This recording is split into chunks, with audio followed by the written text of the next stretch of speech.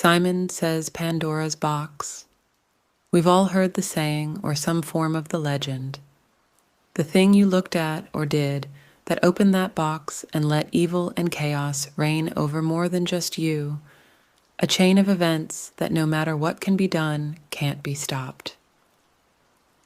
Well, I had the catalyst of that chaos right in front of me in the form of a dusty VHS tape. It's funny, isn't it? Some 20-something staring at an archaic form of media and wetting his pants like he's a 5-year-old again, what to most would come across as mundane, and dated seems to be the death itself to this grown adult as he visibly trembles. Hilarious, I know, but when you're the one relieving the worst day in your life as 18 plus years of demons break through to your mind, after your vain attempts of repression and dealing out more, it is what it is than the catchphrase of a cartoon superhero.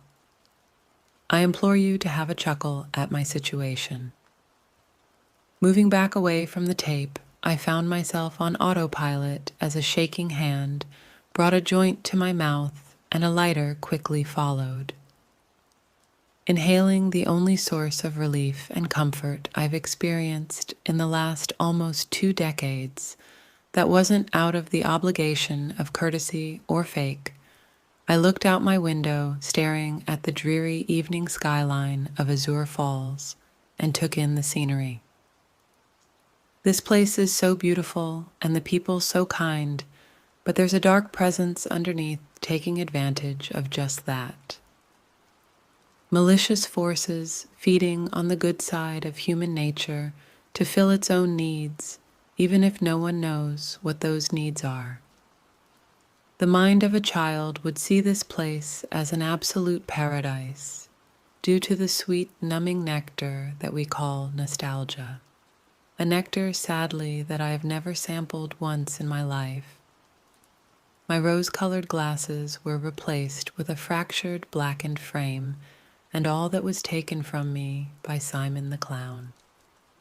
I should give you the backstory. My childhood was pretty rough. My parents were fine people, but while they loved me, they never loved each other. The soundtrack to most childhoods was the sounds of laughter, swing sets, and cartoons on a rainy day. The soundtrack to mine was shouting, slammed doors, and broken glass. A lot of our troubles stemmed from poverty, so we never had cable. All we had was the local access channel. Nothing really got shown on local TV for kids in my age bracket, mostly cooking shows or hunting shows or the occasional Thursday bingo. Saturday morning, however, there were a few children-aimed programs that aired, and my favorite out of all of those was Simon the Clown. Simon was a clown dressed in a tattered sports jacket, a pair of baggy ripped overalls, and a tie-dye shirt. His wig could have been better, as far as I could tell. It was an old mop that was trimmed down and spray painted. However, his makeup was always impeccable. So well done you'd think it was his skin. He had a pale white face, as smooth and perfect as a porcelain doll, that came to life and had black circles under his eyes, like a raccoon that hadn't had a decent night's sleep in a few days, as well as a big painted cherry red smile. The sets were incredibly well made and appealing to the senses, and just perfect to enamor a sugar cereal-filled kid on a Saturday morning. You think that it has a full team of producers, but as far as we all knew, it was just one man, the actor portraying Simon. Simon's identity was a bit of a local mystery. He never made any appearances in public or booked birthday parties, which even as a kid I thought was a mistake, 'cause he would be rich. A typical episode of Simon always started with a music box version of the song Camptown Races, and followed Simon as he and his friend Biddy, a hobo bindle, with eyes that always had the magic item he needed to help solve his problem. and Tatters, his stuffed koala that magically came to life, one day tries to help Simon with his clumsiness, which more often than not caused that week's problem. After we learned our moral for that week, there would be a sing-along and to end things off a game of Simon Says, where you follow along with what he told you at home and try to catch if he said Simon Says or not, but would always end with a happy, "I hope you'll all join me next week. Remember to always give a smile. It helps you go the extra mile." Simon was my escape, a portal to a world that let me know even if it was only a half hour once a week, everything was okay, and that I was enough. Simon was such a local phenomenon that it gave me something to talk about with other kids at school. It made me feel like, for once, I was on equal ground with the kids who had the latest video games or color-vomited 90s fad. All that changed, though, on September 25th, 1997. I paused the scarce positive memories of my childhood as I took another long, drawn-out puff of comfort. The memories of that day come in shattered fragments of the most demented puzzle anyone's seen. My lungs burned with the mixture of PTSD and the marijuana smoke as the flashbacks crashed into me like a drunk driver on a dark freeway. The day started off like any other Saturday. I groggily poured myself some sugary cereal with chocolate milk and sat down in front of the TV. The familiar tune of Camptown Races started as special presentation flashed on screen in blocky rainbow letters.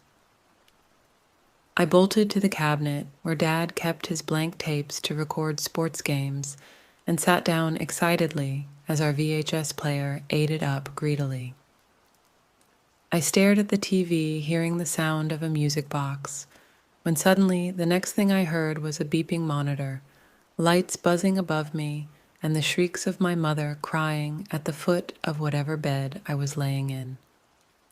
I tried to get up, to cry, to do anything, but all I could do was watch as my dad talked to Officer Bradley and Dr. Jim.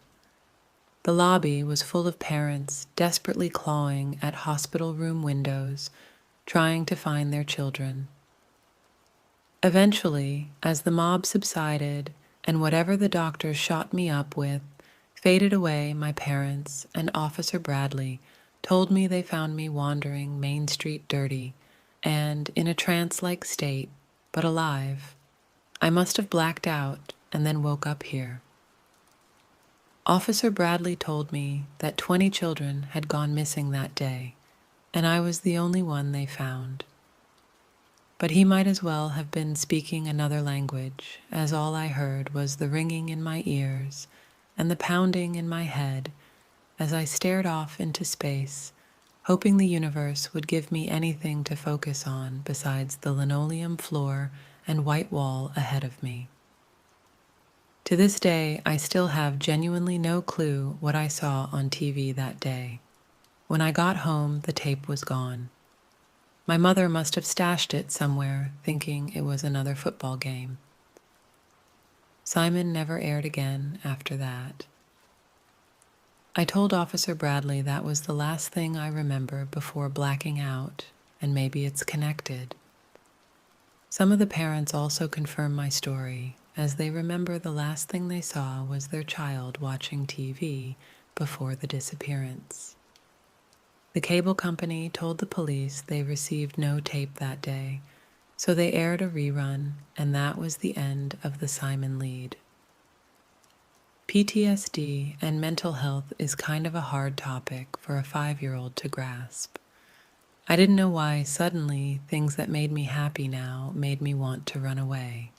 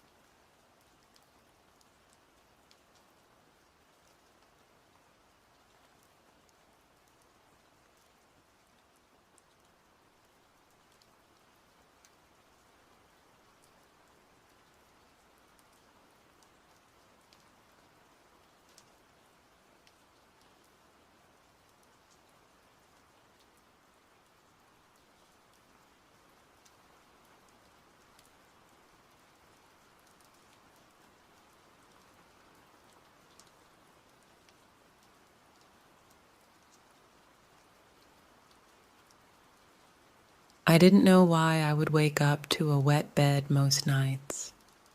I thought I was sick. I thought maybe I was broken. I was so scared and didn't know if I should tell anybody this, so I didn't. I was 7 years old when the first flashbacks started. The memories played in my head like a slideshow where I'd be in one portion, then blackness teleported me to a different section of that day.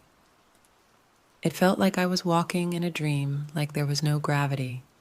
Nothing felt real. The images are still burned into my head, stills of a nightmare framed to see every time my mind wanders. I see trees and hear the crunching of twigs. Next, am looking down at my hands, and they're soaked in blood. Then the sounds of screaming, and the last thing I see before it all fades out is the look of terror and confusion on the face of a young girl, holding a porcelain white hand. The shattering of a nearby bottle of whiskey brought me back to the present. Tonight, I was packing away boxes for my move into the local college dormitory.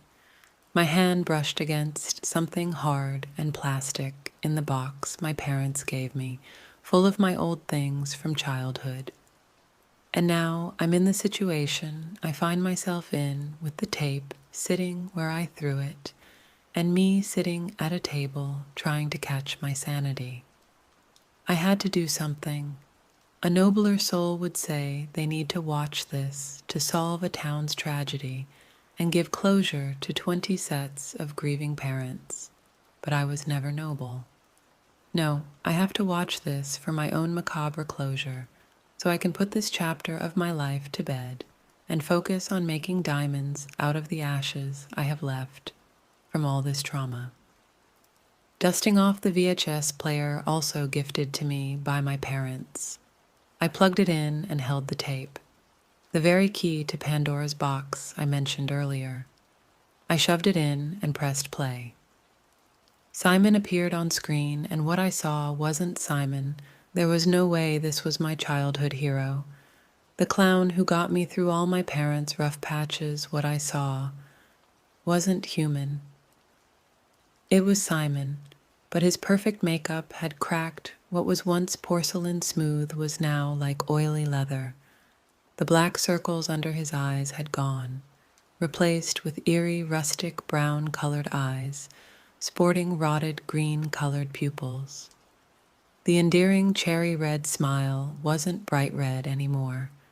It was a dark chipped maroon dripping down his face like a lion fresh after the kill.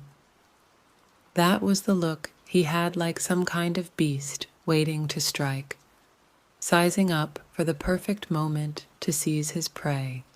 This wasn't an entertainer anymore. This was a hunter. Behind the cracks in his makeup, there was a skin color not matching any human. It was black, but not in the way you'd think when you hear that word related to skin. No, this was a void, an inky black abyss that showed no light, something out, a nightmare.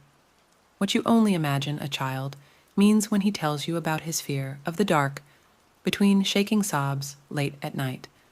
Hey kids, a shaking high, pitch voice, layered with intent that the word malicious couldn't even begin to give justice. There was a droning tune being played on a piano, like someone smashing keys. It was mesmerizing. I couldn't look away from the abject horror my screen presented to me. It's time to play, Simon says. The creature said in a hushed but venom-dripping tone. Simon says, go put on your sneakers. There was a pause, like the thing was waiting a few seconds for his command to be met. Good. Simon says grab your jacket and put it on. Another pause. What felt like years passed before the abomination spoke words out of his maroon maw. Now Simon says to get over to Church Road Park and meet in the trees behind the big hill. It's time for us to bond and truly become friends forever. The creature grinned a toothy, rotted yellow grin, and then, in a perverted, almost joyful voice, said that catchphrase that ended so many joyous half hours of my childhood. Remember to always give a smile, it helps you go the extra mile.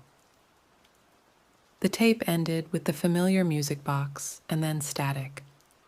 I stared at the static dancing up a blizzard on my old screen and tried to process what I just saw. The term crossroads is an understatement for what I found myself at. I could forget I saw this and burn the tape. I could go to the media, maybe, but I doubt it would get very far. Or my favorite option would be to get so blackout, drunk I forget how to spell.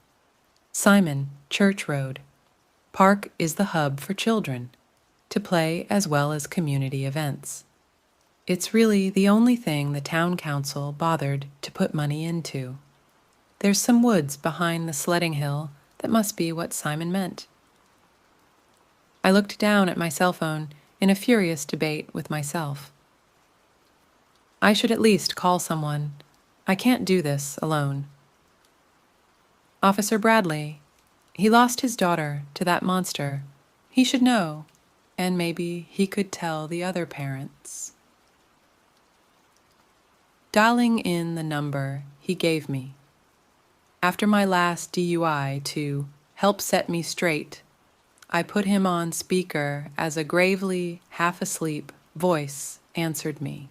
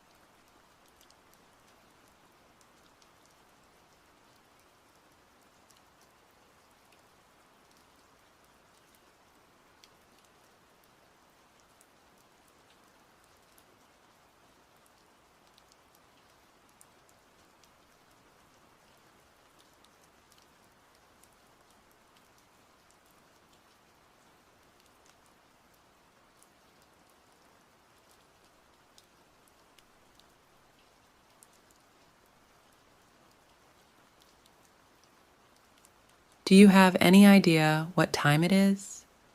I should come arrest you right now, unless you have a damn good reason for calling me at 2 a.m. Brad, I might have something to show you related to the disappearances. I taped off the episode of Simon that aired that day. There was a painfully long silence before he spoke again. Kyle, it was 19 years ago. Why are you just bringing this up now? Rolling my eyes, I retorted, Sorry, Brad. Next time I'll make sure to label my demonic clown videotapes better. I heard a half-hearted laugh as he spoke again. All right, kid, I'll be over in the morning, and if what you have to show me is legit, then we can go from there. I sighed in relief, knowing I wasn't alone anymore. Thanks, Brad. I'll see you tomorrow. Sleep was a luxury I wasn't awarded with tonight. No matter how many drugs I had in my system, I was wide awake. Daylight bled through my window as I heard the intercom buzz. In a hungover stupor, I pressed the button, and within a minute, Officer Bradley was at my door. Kid, you look like death warmed over. I lowered my eyelids and frowned. It's nice to see you too, Bradley. He gave my shoulder a squeeze and looked at me like he's seen the saddest thing in his life. I'm sorry, kid. I just worry about you sometimes. Your mother still talks about you at our grief support group. Have you been talking to her? I grimaced at his well-meaning question, and he took that for his confirmation. Dad died last year, but before that, I hadn't spoken to either of my parents since moving out at 19. Outside of the occasional box of my old stuff, left coldly on my doorstep, I forget they exist sometimes. I got into drugs and lashing out at an early age. I never told them what it was that I was trying to cope with, because with all our fighting, I didn't trust them. Sorry, I should have guessed. It's a sore spot, but she keeps a photo of you in her wallet. Maybe reach out when you feel ready, huh? Officer Bradley spoke in the voice he uses when delivering bad news to loved ones. For all it's worth, he's a good man. Shifting the topic at hand, I ushered Bradley to my living room and listened as the crack of my old fatback TV filled the room as it slowly glowed to life. I excused myself as Bradley watched the tape.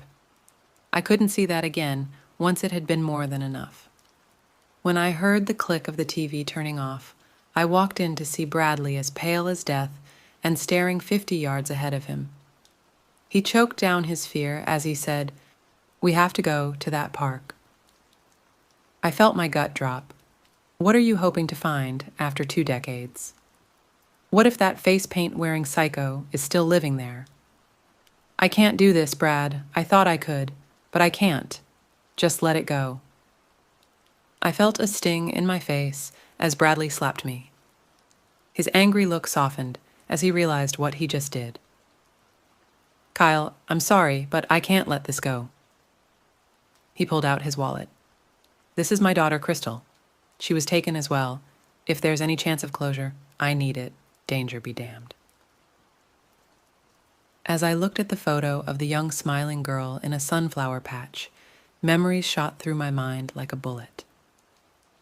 I'm back in those woods. There's children all around me, all marching in unison towards the trees, all with the same dazed look.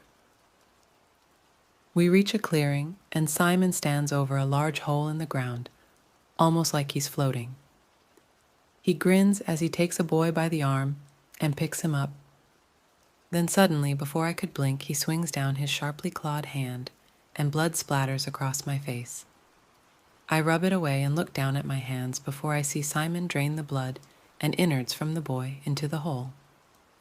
He discards him to the side like some kind of ketchup packet as the next child in line approaches the hole. I screamed internally as my feet, as if on autopilot, marched towards my death. The sounds of screaming and the tearing of flesh and muscles filled the air. followed by the increasingly louder squelching noise as whatever was in that hole filled up more and more. There were only 2 more sets of kids ahead of me. I watched as Simon sliced into the boy from an upward swing. The boy gurgled and choked as Simon's long razor claws shot through his retinas. Simon let out a laugh as he swung the boy on his arm like a dam sock puppet. The boy screamed a muffled, choked, desperate scream as blood and mucus poured from his face. He eventually stopped screaming as a giddy Simon took him in both arms and spread him apart as his insides fell into the hole.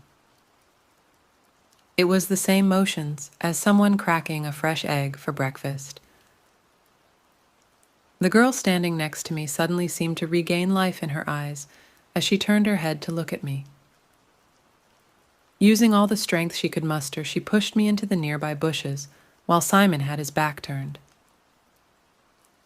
The impact of the fall brought me to my senses, as all I could do was watch as Simon's hand took hers, and she disappeared from my sight. This girl was now sitting immortalized behind the yellowing plastic of a wallet's picture slot.